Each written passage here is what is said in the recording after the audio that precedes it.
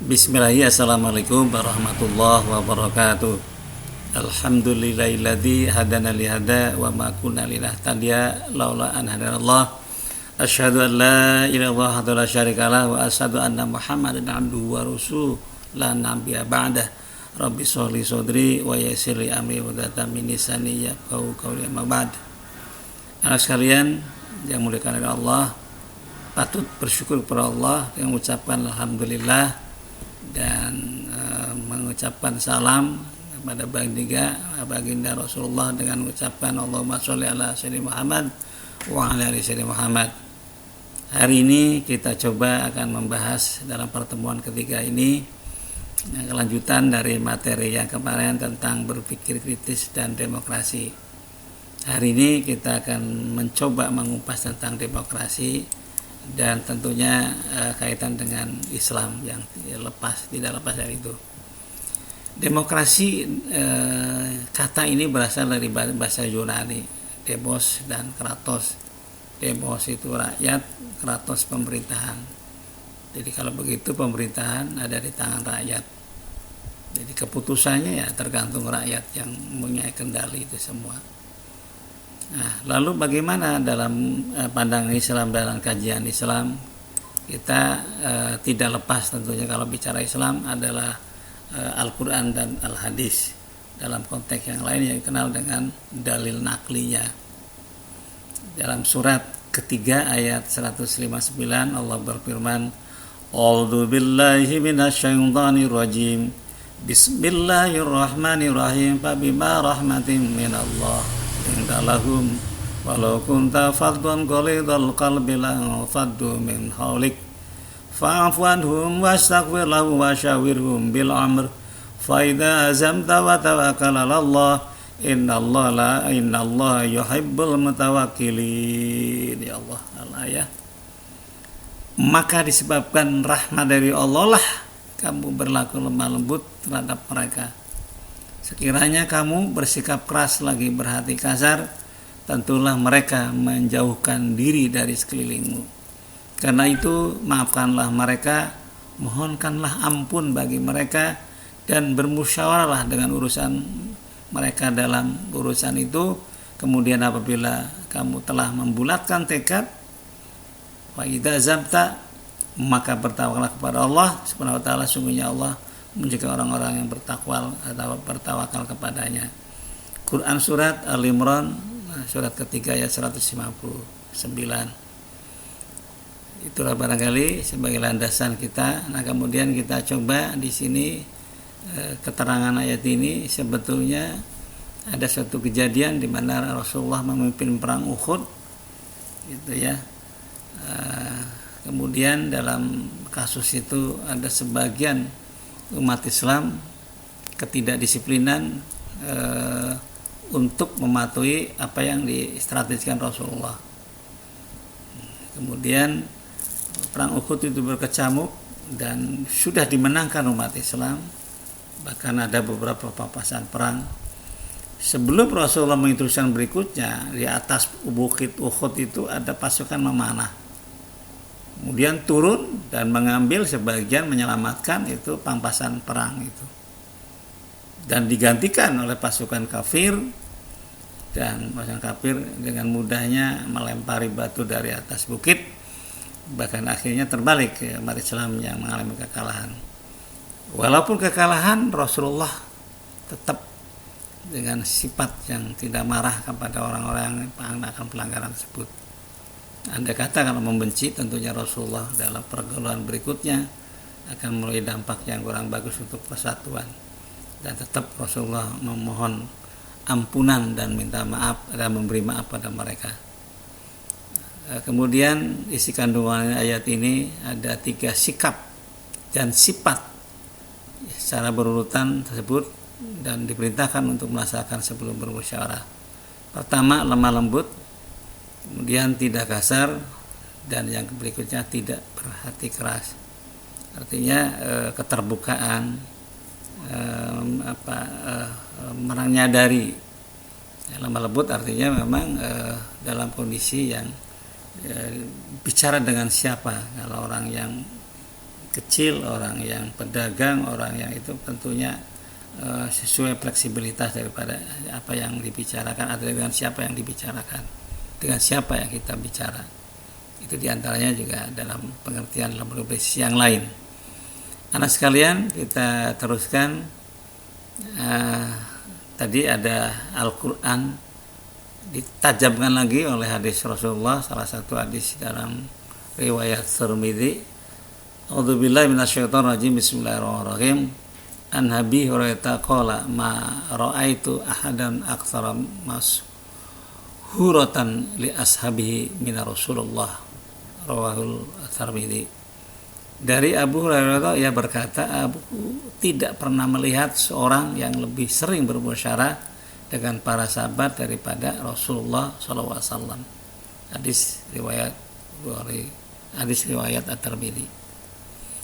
Hadis ini lebih menstressingkan, mentajamkan bahwa yang paling suka bermusyawarah adalah Rasulullah SAW dalam segala aspek kehidupan, dalam bidang masalah politik, budaya, masalah ekonomi dan yang lain-lain yang menyangkut kepentingan umum. Rasulullah lebih suka dan lebih menerapkan musyawarah. Kita coba dalam materi berikutnya. Dalam kehidupan bermasyarakat, musyawarah menjadi sangat penting. Karena itu di sini ada beberapa poin. 5. Pertama, permasalahan yang sulit akan menjadi mudah setelah dipecahkan oleh banyak orang, apalagi orang-orang yang punya spesifik keahlian. Kemudian akan terjadi kesepahaman dalam bertindak. Jadi kalau kita mau ke Bandung, sepakat naik mobilnya mobil MDI semuanya, sepaham gitu. Jangan sampai naiknya aja udah ributan gitu. Ada yang naik MDI, ada naik yang lain. Belum bentuk mobilnya, warna mobilnya. Jadi kesepahaman itu tentunya akan mudah kalau sudah ada satu kesepakatan. Yang ketiga, menghindari prasangka yang negatif, terutama masalah yang ada hubungannya dengan kepentingan orang banyak. Melatih diri menerima saran dan kritik orang lain. Kalau bercermin, kalau mengatakan cantik, ya jangan dirinya, tentu orang lain. Jadi itulah salah satu cerminan. Dan yang kelima, berlatih menghargai pendapat orang lain, apapun bentuknya. Nah, kemudian kita coba demokrasi dan syura. Ada dua kata yang dari sisi pandangan Islam. Demokrasi tadi sudah disebutkan, ada dari bahasa Latin yang dua kata, demos dan kratos. Demos artinya rakyat, kratos artinya pemerintahan. Pemerintahan ada di tangan rakyat. Lebih jauh tentang demokrasi. Pertama, demokrasi dipahami sebagai suatu konsep yang berkembang dalam kehidupan berpolitik, yang di dalamnya terdapat penolakan terhadap adanya kekuasaan yang terkonsentrasi pada satu orang dan menghendaki meletakkan kekuasaan di tangan orang banyak, baik secara langsung maupun tidak langsung. Dalam pengertian yang kedua, demokrasi dimaknai sebagai satu konsep yang menghargai hak-hak dan kemampuan individu dalam berkehidupan bermasyarakat. Kemudian dari definisi ini dapat dipahami bahwa istilah demokrasi awalnya berkembang dalam dimensi politik yang tidak dapat dihindari. Ini yang lebih tajam, yang lebih muncul biasanya demokrasi dalam hal politik. Sedangkan asyura itu dalam beberapa pendapat ulama ini ada, bisa Anda lihat dalam kamus Mu'jam al-Qashi al-Lughah. Syura memiliki dua pengertian, yaitu menampakkan dan memaparkan sesuatu atau mengambil sesuatu. Ada tiga pendapat di paparan ini, yang diantaranya Al-Raghib al-Ashafhani, dia berbicara bahwa syura sebagai proses pengungkapkan pendapat dengan saling mengoreksi antara peserta syura. Jadi kalau memang dia punya pendapat itu, dia coba dicari dasar hukumnya dan argumentasinya, dan kemudian korelasi dalam kehidupan permasalahan itu. Karena bisa jadi dalam satu tempat berbeda tempat yang lain.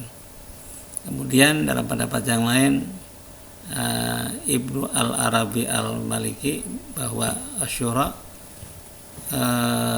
berkumpul untuk meminta pendapat dalam satu permasalahan, yang peserta syuranya saling mengeluarkan pendapat yang dimiliki, dan seterusnya juga sama, adalah proses penelusuran pendapat, menelusuri pendapat para ahli dalam suatu permasalahan untuk mencapai solusi yang mendekatkan kebenaran. Jadi intinya memang syura itu ujungnya adalah pegangnya kebenaran menurut Al-Quran dan As-Sunnah. Jadi itu dasar hukumnya ke situ. Kalau musyawarah lebih banyak kesepakatan secara umum, gitu kan. Ya, saya sering bercerita kalau kampung itu adalah orangnya banyak maling, tentunya jadi pejabatnya maling. Sedangkan syura bukan itu. Jadi bukan nilai suara yang terbanyak. Walaupun dari sisi lain ulama pendapat itu lebih banyak, semuanya ada 8 orang berpendapat bahwa materi itu adalah bentuknya atau hukumnya A, dibandingkan 2 orang pendapat adalah B. Maka menurut syura yang banyak itu lebih baik gitu. Itu juga, tapi bukan mutlak bahwa yang terbanyak itu segalanya, bukan. Ini ada sisi dimensi yang berbeda. Kemudian sekalian, di sini lihat dalam perbedaannya yang tadi lebih tajam lagi. Syura merupakan mekanisme kebebasan berekspresi dan penyaluran pendapat dengan penuh keterbukaan, kejujuran serta kebenaran menurut yang dari dalil nakli, yakni Allah. Yang demokrasi adalah menyoal nilai penghormatan terhadap potensi individu, penolakan terhadap kuasa dan tirani, dan memberi kesepakatan kepada semua pihak untuk berpartisipasi dalam mengambil keputusan, baik level bawah maupun yang lebih tinggi, baik dalam bidang menyangkut bidang ekonomi dan bidang-bidang yang lain. Yang penting dalam menyangkut kepentingan umum. Tentunya di sini adaptif musyawarah yang Islami dan dalam berdemokrasi. Pertama yang nawaitunya harus niatnya, hatinya harus untuk apa sebenarnya kita musyawarah itu. Jadi sudah ada bekal, luruskan niat, sampaikan pendapat dengan santun. Jadi ada kaidah retorika dalam bicara. Kalau anak muda ya gimana bicara sedang dengan orang tua. Yang ketiga, hargai pendapat orang lain apapun pendapat itu. 4, hormati keputusan bersama. Yang kelima, jalankan kesepakatan dengan tawakal. Dan yang keenam, berharap keputusan itu bisa membawa kebaikan bersama. Anak sekalian, dan yang berikutnya di sini bersikap demokrasi sesuai dengan Al-Imran 159 dengan cara menerapkan perilaku demokrasi. Jadi aplikasi dari semuanya itu kan ada 9 poin. Kalau Anda baca ya ada di situ. Bersikap lemah lembut, menghargai pendapat orang lain, berlapang dada, mohon ampun, kemudian menerima keputusan, melaksanakan keputusan, menerima dan melaksanakan, senantiasa bermusyawarah dalam tentang hal-hal yang menyangkut kemaslahatan bersama, menolak segala bentuk diskriminasi dan berperan aktif dalam bidang politik sebagai bentuk proses dalam membangun bangsa. Karena dalam politik Indonesia suara itu bisa merubah arah arah bangsa. Contoh sederhana sekali, DPR memutuskan bahwa Indonesia itu kan dimasukkan syariat Islam, itu bisa keputusan DPR itu, termasuk di dalamnya adalah masyarakat. Hanya kan di situ kembali lagi karena memang berbagai fraksi umat Islamnya, maka ya kembali lagi ada yang ke utara, selatan, dan dengan kepentingan masing-masing. Untuk itu mudah-mudahan kita kembali konsisten dengan apa yang digariskan oleh para pendahulu bangsa. Tentunya kita dengan jalur musyawarah, karena di Pancasila dasar negara juga ada musyawarah. Kerakyatan yang dipimpin oleh hikmah kebiasaan dalam musyawaratan perwakilan. Saya kira itu yang pertemuan hari ini. Mudah-mudahan ada manfaat bagi kita semua, yang tentunya ada nilai ibadah kepada Allah. Harapannya semua ini, proses ini sebagai wasilah untuk mendekatkan diri kepada Allah. Amin. Dan anak sekalian, itu saja mungkin. Mudah-mudahan untuk berikutnya tentang hal-hal yang absensi ataupun tugas yang lain tentunya sudah ada petunjuk dari situ. Terima kasih. Alhamdulillah. Wassalamualaikum warahmatullahi wabarakatuh.